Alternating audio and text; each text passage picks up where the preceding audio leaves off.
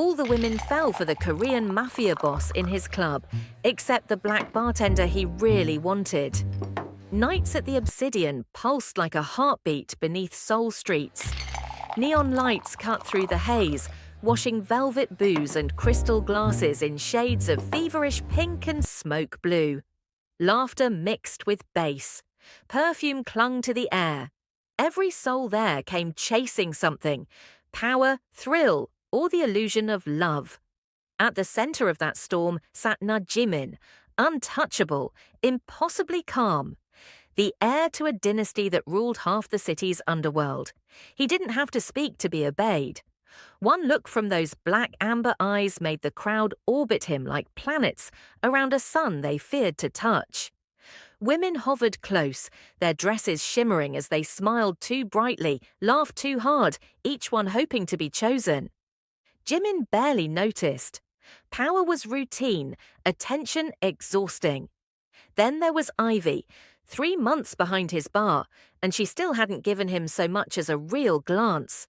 She slid between customers with effortless grace, her hands creating art from bottles and light, eyes cold, measured, indifferent, not flirtatious, not afraid, just focused. Her silence tore through the noise more loudly than any music he owned. Jimin told himself it was annoyance. It felt a lot like fascination. The first time Jimin actually watched her work, really watched her, something tightened in his chest. Ivy moved with a precision that bordered on violence, sharp turns, decisive pause, brutal efficiency. No wasted motion, no performance, just raw competence that made everyone else look like they were trying too hard. Like if you're already feeling the chemistry, comment where you're watching from and if you think she'll resist or fall for him. Subscribe now. This steamy collision of worlds is just beginning. He'd hired her because his club manager said she was the best mixologist in Seoul. Not the prettiest, not the most charming, the best. Jimin had learned long ago that excellence was the only currency that never depreciated. What the manager hadn't mentioned was her absolute refusal to play the game. Everyone else in the Obsidian lived by 3 months, and she still treated him like a stranger, like his name wasn't etched into police files and whispered in fear throughout the district, like the gun beneath his tailored jacket was invisible. That night, he sat at the bar instead of his usual booth. The VIP section emptied instantly as his entourage followed. Whispers rippled through the club. Why was Kim Jimin sitting at the bar? What was happening? Who was in trouble? Whiskey. Neat. His voice was soft, almost gentle, the kind of gentle that preceded violence. Ivy glanced at him once, expression unchanged. Any preference? Surprise me. She turned away, selecting a bottle without hesitation. No nervousness, no trembling hands. When she set the glass before him, her eyes finally met his fully. Hakushu 18. Japanese, not Korean, but you strike me as someone who appreciates precision over patriotism. Then she moved away, attending to other customers, leaving him with a glass and an observation that cut too close to truth. He sipped slowly, watching her over the rim. The whiskey was perfect, smoky, complex, uncompromising, just like her choice. For the first time in years, Jimin felt something like curiosity stir beneath his ribs. In a life where everyone was either predator or prey, Ivy seemed to exist outside the food chain entirely. The next night, he returned to the bar again. The gleaming black surface reflected the neon above, transforming ordinary movement into underwater ballet. Ivy moved through it all like a creature born to darkness, completely in her element while remaining utterly separate from it. Her white shirt crisp against dark skin. Silver watch catching light as she poured, mixed, created, always in motion, never rushed, always surrounded, never touched. "How long have you been in Seoul?" he asked when she passed by again. 2 years. No honorifics, no difference, just facts. And before that, New Orleans, then New York. She was already moving away, mixing something complicated for a customer down the bar. Her accent carried faint traces of southern warmth buried beneath city sharpness, like honey crystallized into something that could cut. Jimin found himself wondering what her voice would sound like, relaxed, unguarded, if it ever was. Around him, his security detail watched with careful neutrality. They never questioned his choices, but he could feel their confusion. The boss at the bar night after night, watching a woman who showed no interest. It didn't fit the pattern. It disrupted the careful balance of their world where women were either entertainment or invisible. The club's regular patrons noticed too. Eyebrows raised, whispers spread, speculation bloomed in dark corners. Was she his new favorite, his latest obsession? Was there a connection they didn't know about? Money exchanged hands and quiet bets about how long before she ended up in his bed or disappeared completely. Jimin let them wonder, let them whisper. Their speculation was meaningless background noise to the far more interesting puzzle before him. One night, a group of businessmen took seats at the bar, already drunk from dinner elsewhere. Expensive watches, designer suits, the casual cruelty of men who believed money excused behavior. One of them leaned too close to Ivy as she served their drinks. "Where'd Jihan find you, Africa?" His voice carried just enough to reach Jihan's ears. Exotic imports are his newest interest. Ivy's expression didn't change, not a flicker, not a flinch. She simply placed his drink down with precise force, just hard enough that liquid sloshed over the rim onto his sleeve. "Apologies," she said, voice flat, hand slipped. The man's face darkened. "You little problem." Jimin interrupted, voice carrying despite its softness. The table froze. The businessman paused, suddenly remembering whose club he sat in, whose air he breathed. "No, sir, just a small spill. Then I suggest you clean it up and apologize to my head bartender for your carelessness." The command hung in the air. "Absolute." The man stammered an apology that Ivy didn't even acknowledge, continuing her work as if he didn't exist. Later, when the club had emptied and the cleaning staff worked in silence, Jimin found her counting bottles in the storeroom, clipboard in hand. "You didn't need to intervene," she said without looking up. "I handle worse every night." "I know." He leaned against the doorframe, studying her. "That wasn't for you."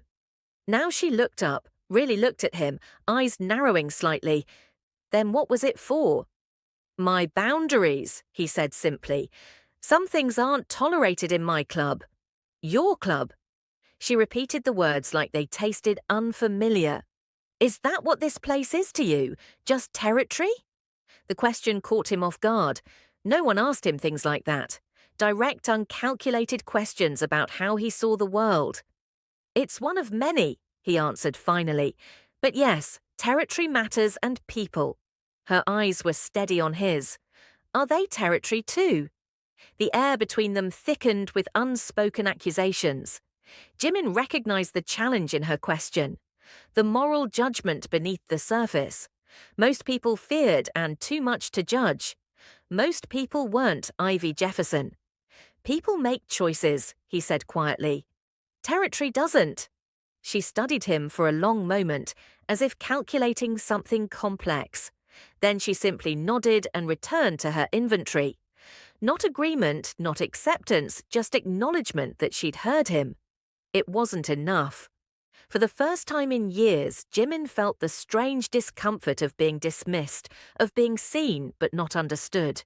He left without another word, anger and fascination tingling like smoke in his lungs. The next evening, she wasn't behind the bar. His eyes scanned the club twice before he asked his floor manager. "Day off," came the nervous reply. She requested Thursdays permanently. Jimin nodded once, face betraying nothing, but inside something simmered. She was avoiding him, running. The realization should have angered him more. Instead, it only deepened his fascination. People ran from him out of fear.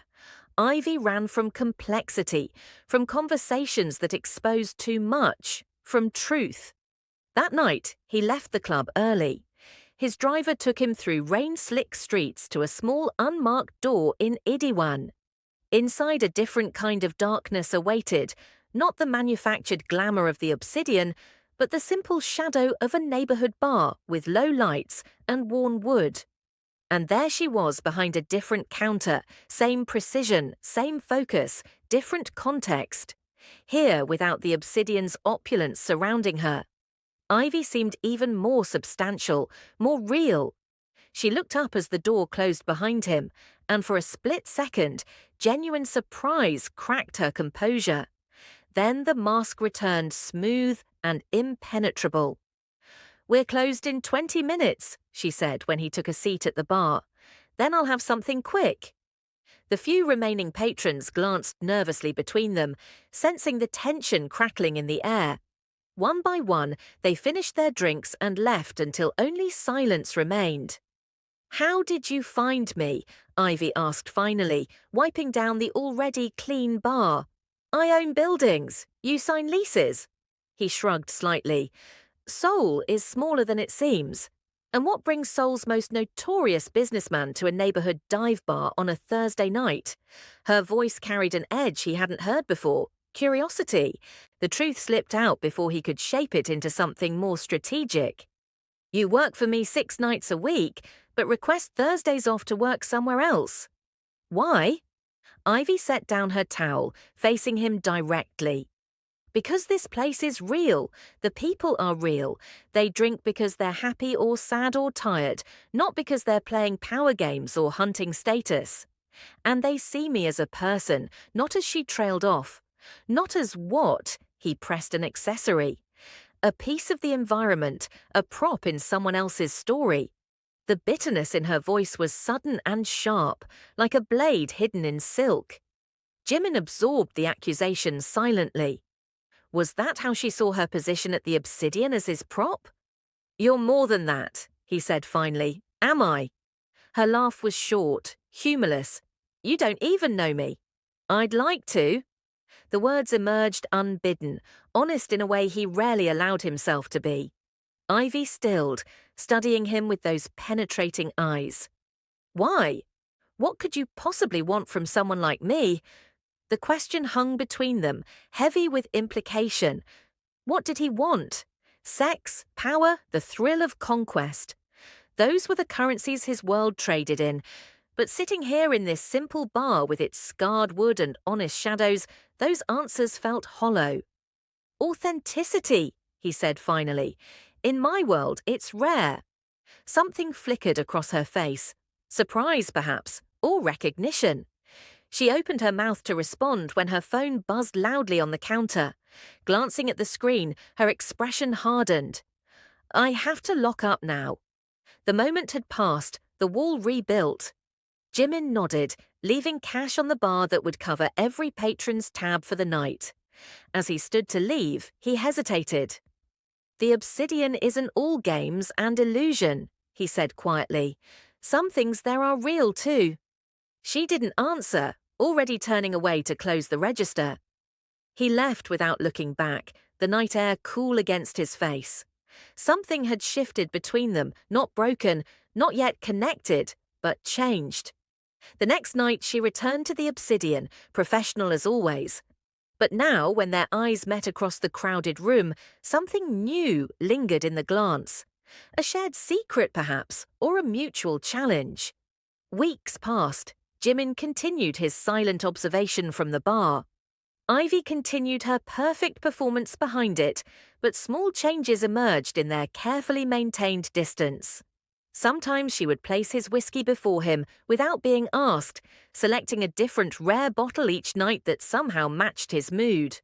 Sometimes he would notice details about her, a new hairpin, tired eyes, a barely perceptible limp, and ask brief, careful questions that she answered with equal care.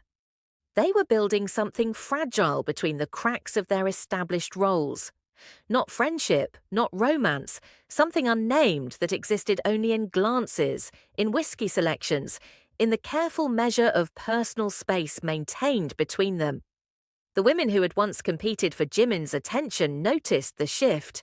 Their desperation took on a sharper edge, perfume heavier, laughs louder, touches more insistent. As if volume could compete with authenticity, as if persistence could replace what they lacked, the ability to see him as something other than power and wealth wrapped in expensive suits. One of them, Gina, the daughter of a politician, beautiful and calculating, approached Ivy at the bar during a quiet moment. "Whatever you think you're doing with Jimin, it won't last," she said, voice sweet with poison. "He collects interesting things until they bore him, then he discards them." Ivy continued polishing a glass, unbothered. "Thanks for the insight." "He's not looking for an equal," Gina pressed. Perfect nails tapping against the bar. "He's looking for a novelty, the foreign bartender who doesn't worship him. Once you break, once you want him back, the game ends." Ivy finally looked at her, really looked, with eyes that had seemed too much to be intimidated by. Pretty cruelty. "Is that what happened to you?" she asked quietly.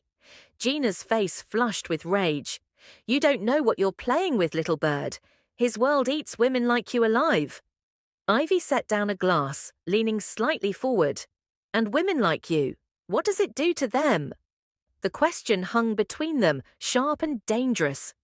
Gina retreated without answering, dignity barely intact. But the encounter left marks invisible but present. The whispers grew louder, the stares more hostile.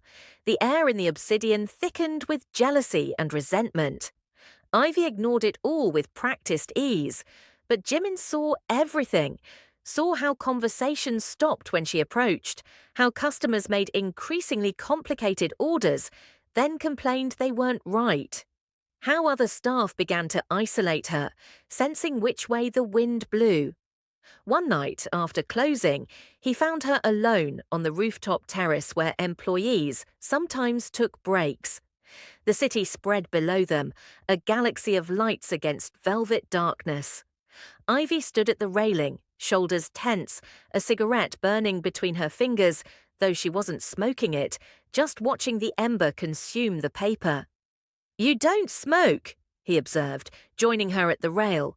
"I don't," she agreed, watching the cigarette burn. "But sometimes I need to remember what destruction looks like up close." The words carried weight beyond their surface, laden with meanings he couldn't fully grasp. "Gina," he said after a moment, "what did she say to you?" Ivy glanced at him, surprise flickering across her features. "You saw that?" "I see everything in my club, not a boast, a simple truth." She turned back to the city view, dropping the cigarette and crushing it beneath her heel. "Nothing I haven't heard before. Women have been telling me to know my place since I was old enough to understand what that meant." The bitterness in her voice cut through the night air, raw and real. Jimin felt an unfamiliar urge to comfort, to protect. He suppressed it, knowing she would reject such gestures. "Your place," he said instead, "is wherever you decide it should be." Ivy looked at him, then really looked with eyes that seemed to peel back layers of carefully constructed persona to the man beneath. "Is that what you believe, or what you think I want to hear?" "Does it matter?" "Yes." The single word carried absolute conviction. Truth matters, especially in a world built on lies. Jimin considered this the weight of her moral certainty against the compromise of his existence. "Then, yes, I believe it. Your place is your choice. That's why you're here, why I hired you. You don't let others define your boundaries." Unlike everyone else in your world, the accusation hung between them, sharp, but not entirely unfair. Everyone in Jimin's orbit existed in carefully defined roles: subordinate, enemy, asset, entertainment, boundaries enforced by violence or money or fear. Except Ivy, who carried her boundaries within herself, unshakable and absolute.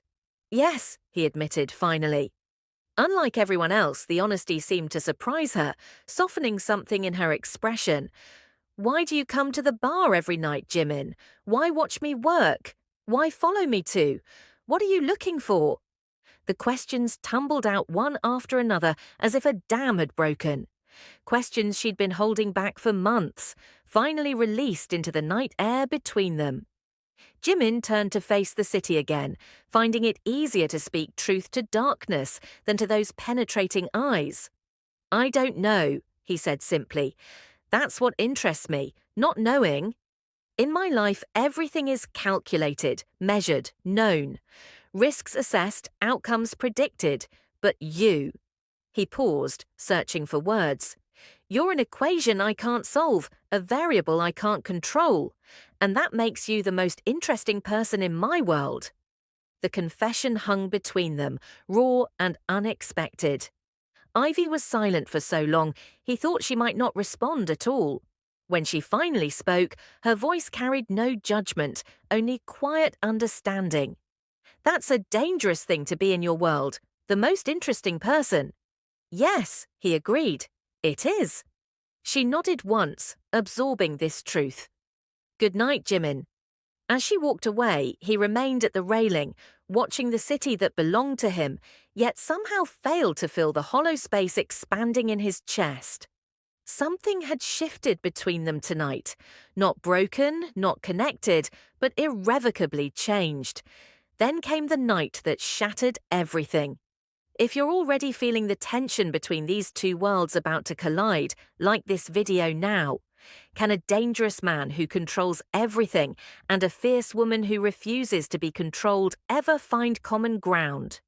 Comment below with your predictions. Will she change him, or will his darkness consume her? Subscribe and turn on notifications so you don't miss what happens when the one person he can't have becomes the only one he wants. The obsidian was packed, bodies pressed close in artificial intimacy, music pulsing like a collective heartbeat. Jimin sat at the bar watching Ivy work with her usual precision despite the crush of customers. The air felt electric, charged with something he couldn't name. Later, he would recognize it as premonition. His security detail noticed them first. 5 men entering too quickly, moving too purposefully through the crowd. Not customers, not friends, threats. Snorts. The first gunshot cracked through the music like lightning through clouds. Screams erupted, bodies surged toward exits. Chaos bloomed instantly, beautiful and terrible in its raw human panic. Jihan moved without thinking, vaulting over the bar as bullets shattered bottles behind him. His hand found Ivy's arm, pulling her down sharply as glass rained around them. Her eyes met his wide with shock, but not blind with panic. "Stay down," he ordered, already reaching for the gun holstered beneath his jacket. But Ivy wasn't listening. She was looking past him at something on the floor beyond the bar. Following her gaze, he saw one of the young barbacks, barely 20, clutching his bloodied shoulder exposed in the open service area. Before Jimin could stop her, Ivy was moving, crawling low across broken glass toward the injured boy. Cursing, Jimin followed, shielding her body with his own as more shots rang out above them. The irony wasn't lost on him, protecting someone who didn't want his protection, who had never asked for his involvement in her life. They reached the boy together, pulling him behind the relative safety of the bar structure. Ivy pressed a bar towel against his wound, murmuring reassurances while blood seeped between her fingers. "Keep pressure here," she instructed, guiding the boy's trembling hand to the makeshift bandage. Then she turned to Jimin, voice steady despite the chaos. "Your people, where are they?" As if an answer, returned fire erupted from multiple positions throughout the club, his security team moving with practiced efficiency, neutralizing threats. The gunfight was brief, brutal, and decisive. When silence fell again, broken only by whimpers and the distant wail of approaching sirens, Jihan knew his side had won. They always did. He looked back at Ivy, expecting fear, shock, the natural human response to violence. Instead, he found her still attending to the injured barback, face composed in grim determination. Her hands were covered in blood, yet they didn't shake. "Not your first gunfight," he observed quietly. She met his eyes. Something dark and familiar reflected in her gaze. New Orleans wasn't always jazz and celebrations. Understanding passed between them, the recognition of shared wounds, different yet similar. Both shaped by violence they hadn't chosen, both survivors in worlds that devoured the weak. Hours later, after police statements and paramedic visits, after the club had been cleared and the injured tended to, Jimin found Ivy in his office upstairs. She stood by the window, staring out at the city lights, arms wrapped tightly around herself. The blood had been washed from her hands, but something about her posture suggested it still clung to her skin. "You should go home," he said from the doorway. "It's been a long night."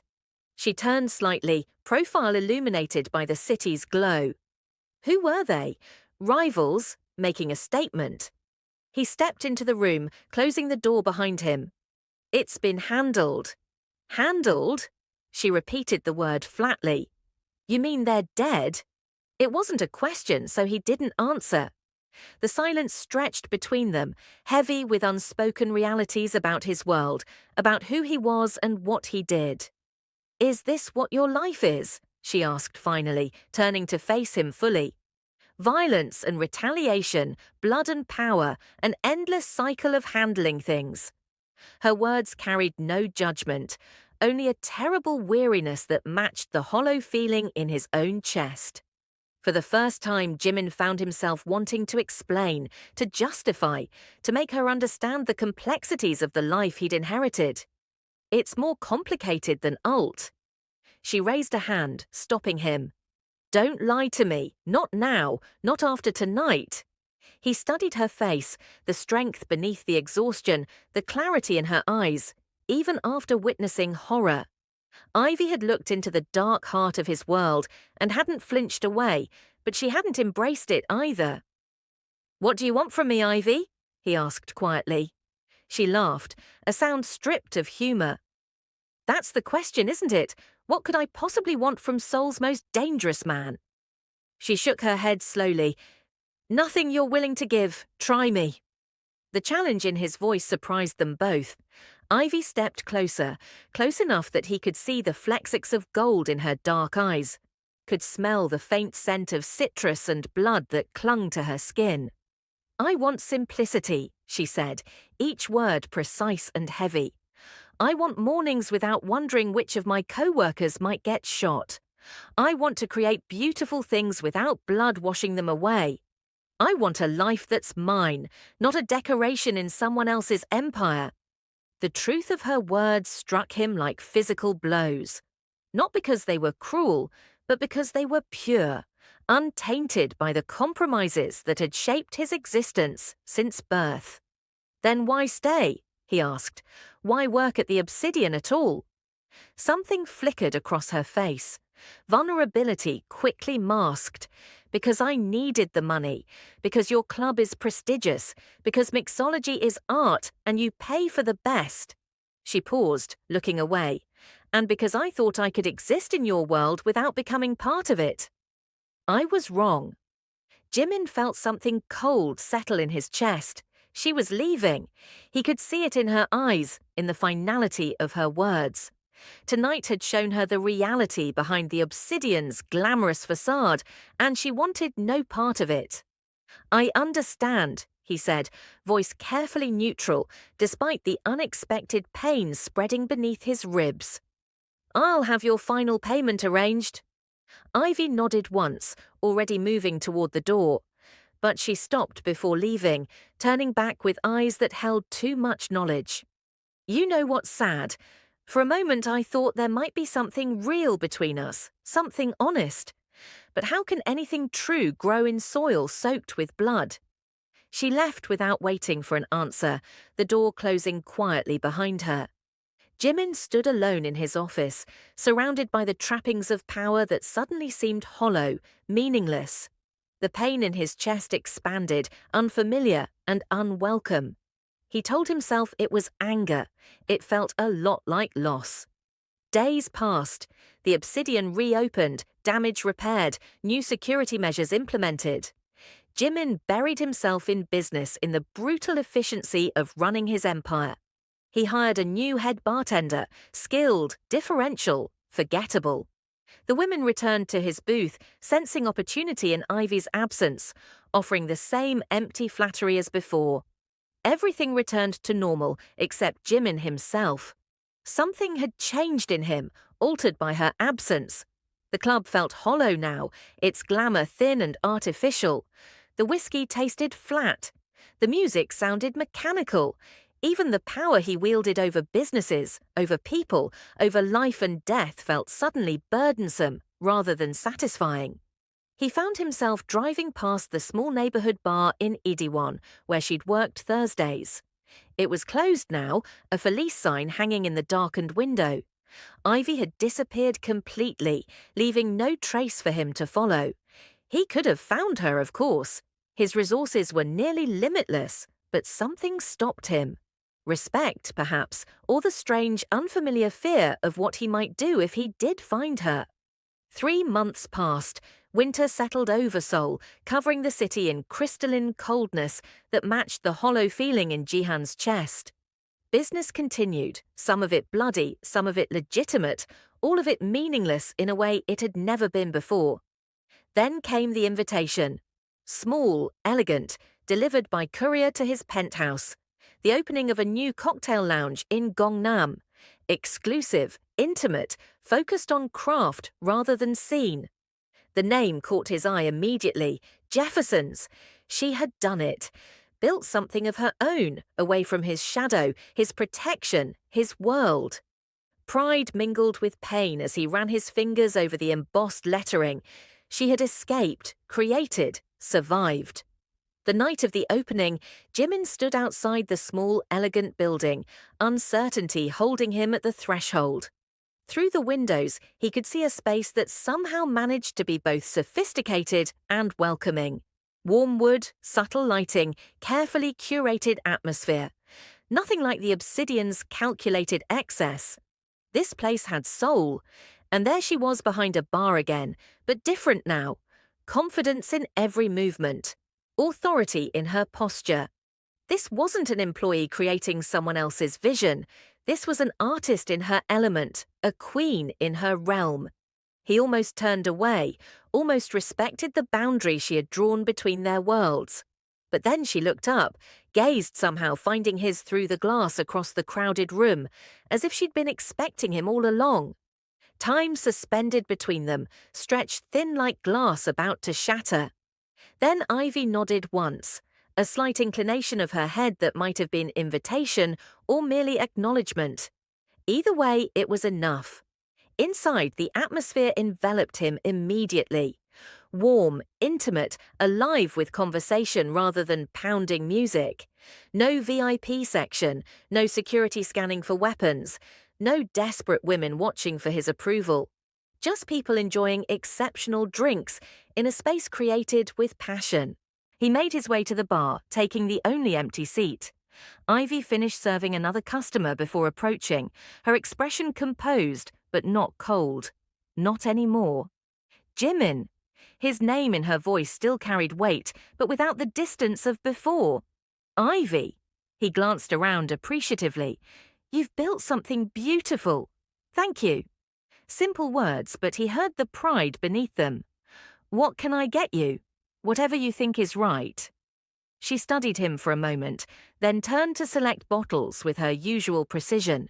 Her movements were the same, efficient, artistic, focused, but there was an ease to them now that hadn't existed before. Freedom looked good on her. The drink she placed before him wasn't whiskey, something clearer with herbs floating among perfect ice cubes. New creation, she explained. Gin base, bitter and sweet, complicated. He sipped slowly, letting the flavors unfold on his tongue. Complex, challenging, uncompromising, like its creator. It's perfect, he said honestly. A small smile touched her lips, the first real one he'd ever seen from her. High praise from Seoul's most discerning patron. The air between them had changed, the hostility gone, replaced by something quieter.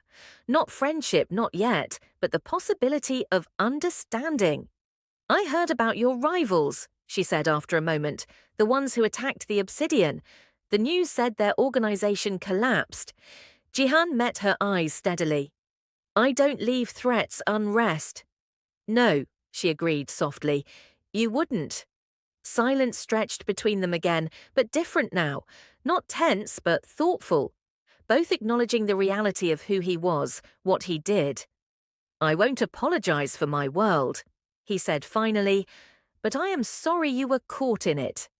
Ivy considered this, fingers tracing patterns in the condensation on the bar. I'm not. At his surprised look, she continued, it taught me something important, that I needed to build my own space, my own rules. She gestured around at her lounge. This place exists because I walked away from yours. Pride and pain tangled in his chest again. She had used the darkness of his world as contrast to create her light, transformed fear into determination, turned away from his power to claim her own. Then I'm not sorry either, he said quietly. Another customer called for her attention and Ivy moved away. The conversation paused but not ended.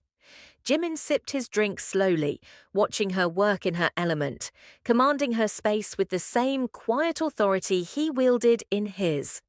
Different methods, different worlds, but matching strengths. As the night progressed, the crowd thinned. When only a handful of patrons remained, Ivy approached him again, leaning slightly against the bar. Why did you come tonight? She asked directly. No game playing, no evasion. The same forthright honesty that had first caught his attention. Jimin considered lying, considered offering some smooth explanation about supporting local businesses or maintaining connections, but those answers belonged to the Obsidian, to the world of masks and manipulations. Here in the clean light of her creation. Only truth would suffice. Because I missed you, he admitted the real conversations, the honesty, the way you saw through everything to what mattered. Something softened in her expression. Not pity, but recognition. I missed aspects of you too. Not the danger or the power games, but the moments when the mask slipped. When you were just a man asking questions about whiskey and music and why things mattered. The admission hung between them, delicate and unexpected. Not a declaration of feeling, but an acknowledgement of connection. We exist in different worlds, she continued, voice low enough that only he could hear. Yours is about power. Mine is about creation. They can't fully coexist, but they can intersect, he suggested, the word carrying more weight than he'd intended. Occasionally, carefully, Ivy studied him, really looked at him in that way that had always made him feel exposed. Intersect how? Like this. He gestured between them at the bars, separating their worlds. Honest conversations, real moments, no pretense, no expectations, just two people who see each other clearly, she finished, understanding dawning in her eyes. Yes.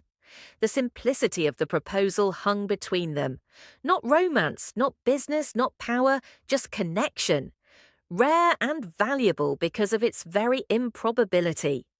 Ivy was silent for a long moment, weighing possibilities against dangers. Finally, she reached for 2 glasses, pouring a finger of whiskey in each. She slid one toward him, raised the other slightly. 2 intersections, she said softly, carefully navigated. Jimin raised his glass to meet hers, the gentle clink resonating with promise.